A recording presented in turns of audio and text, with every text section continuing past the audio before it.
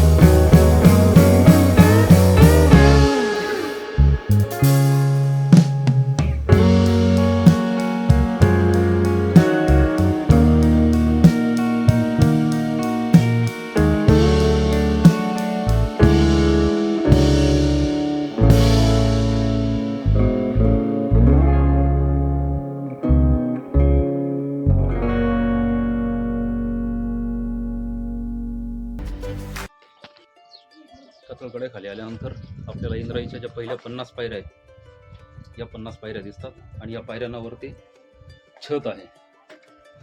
एक वैशिष्ट्यपूर्ण अशी पायऱ्यांची रांग, कातळ भिंत कोरून गडावर जाण्याचा मार्ग बनवलेला आहे. याची रचना एका बाजूने कापलेल्या नळीसारखी आहे. या मार्गावरून चालताना आपल्या माथ्यावर कातळ भिंतीचे छत असते. सुरुवातीच्या कातळकोरी 50 पायऱ्या चढून आल्यानंतर पुढे आपल्याला कातळकोरी पायऱ्यांची एक रांगच बघायला मिळते. जवळपास 100च्या आसपास या पायऱ्या आहेत आणि वरचा कडा संपूर्ण तासून या पायऱ्यांची निर्मिती करण्यात आली. अतिशय सुंदर पायऱ्या आणि तो संपूर्ण ट्रेकमध्ये थकवा आलेला असतो. हा पायरी मार्ग बघितल्यानंतर हा थकवा पूर्ण निघून जातो. तिथे आपल्याला पारेकऱ्यांसाठी तेवढे सुद्धा बघायला मिळत आहेत. कदाचित इथेच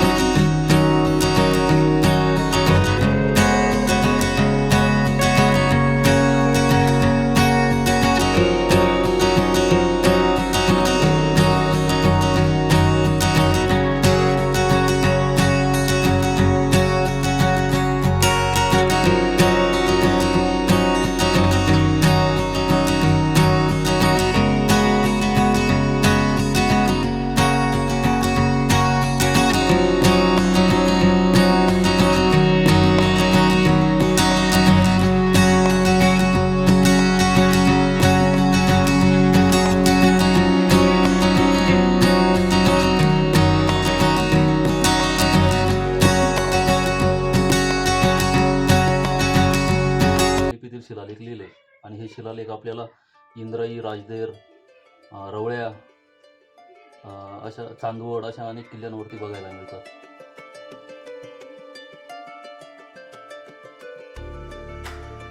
शिलालेखाच्या पुढेच गडाच्या प्रवेशद्वाराचे अवशेष आपल्याला बघायला मिळतात. प्रवेशद्वाराच्या दोन्ही बाजूंना पहारेकऱ्यांसाठी देवड्या सुद्धा आपण बघू शकतो. प्रवेशद्वारातून पुढे गेल्यावर आपले गडमाथ्यावर प्रवेश होतो. येथेच काही कातळात कोरलेल्या पायऱ्या आपल्याला गडमाथ्यावर घेऊन जातात.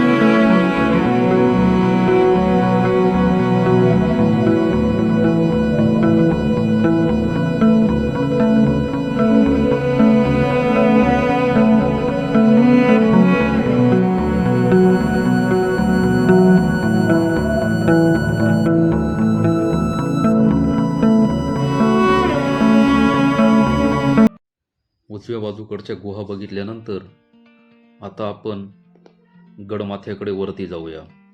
मध्येच एक पाण्याचे वैशिष्ट्यपूर्ण टाके आपल्याला बघायला मिळते आणि दूरवर महादेव मंदिरावर असलेला भगवा ध्वज आपले लक्ष वेधून घेतो. हे महादेव मंदिर म्हणजे एक गुहाच आहे.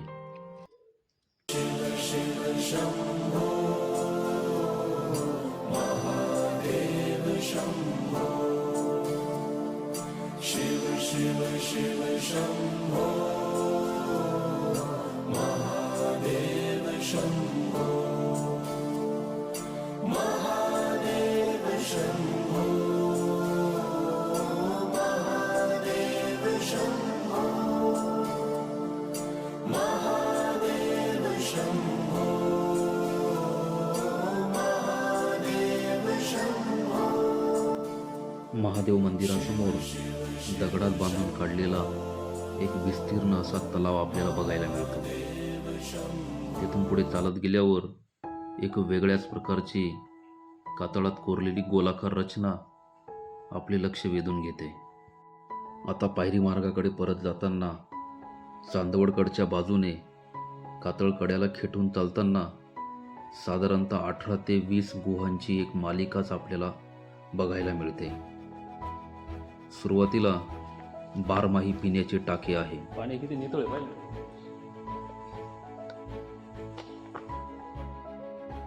पुढे आपण अनेक गुहांची मालिका बघू शकतो. या गुहांना असलेले दरवाजे आणि खिडक्या बघता यांचा उपयोग हा नक्कीच निवासासाठी करण्यात येत असावा. मोठमोठे गड किल्ले, गुहा, लेण्या बांधणाऱ्यांनी आपले नाव कुठे कोरले नाही, मात्र काही वाईट प्रवृत्तींनी किल्ल्याचं विद्रुपीकरण करण्यासाठी अनेक ठिकाणी स्वतःची नावं कोरलेली आपण बघू शकतो.